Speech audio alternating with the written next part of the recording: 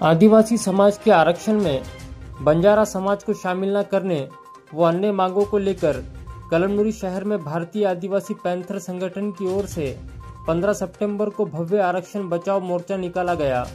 मोर्चे में बड़ी संख्या में आदिवासी समाज के लोग शामिल रहे।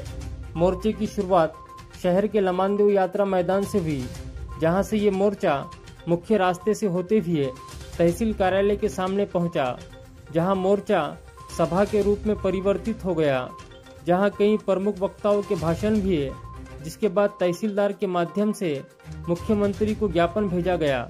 इस समय पूर्व विधायक डॉक्टर संतोष टारफे, आदिवासी पैंथर संगठन के अध्यक्ष एडवोकेट प्रशांत बोड़खे के साथ आदिवासी समाज के लोग बहुत बड़ी संख्या में उपस्थित थे। तो वहीं सभा के रूप में परिवर्तित हो गए इस मोर्चे के कारण शहर के मुख्य रास्ते पर यातायात पूरी तरह ठप हो गई थी। इस बीच पुलिस प्रशासन की ओर से भी कड़ा पुलिस बंदोबस्त तैनात किया गया था।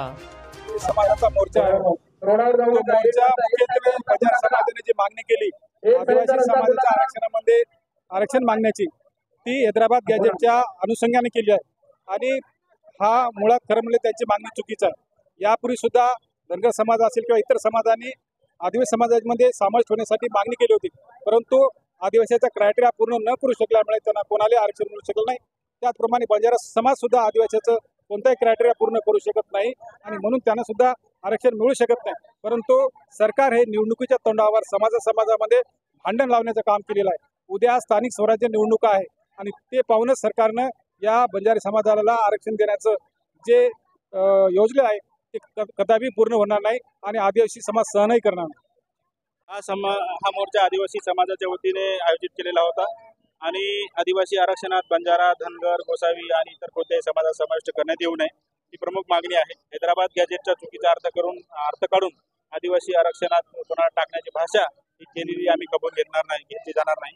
ज्या आमदार खासदारांनी आदिवासी आरक्षण विरोधी भूमिका घेतलेली आहे त्यांचा देखील आम्ही निषेध करतो आणि त्यांचे सदस्यत्व रद्द करण्यासाठी आम्ही मुंबई न्यायालयामध्ये याचिका दाखल करणार।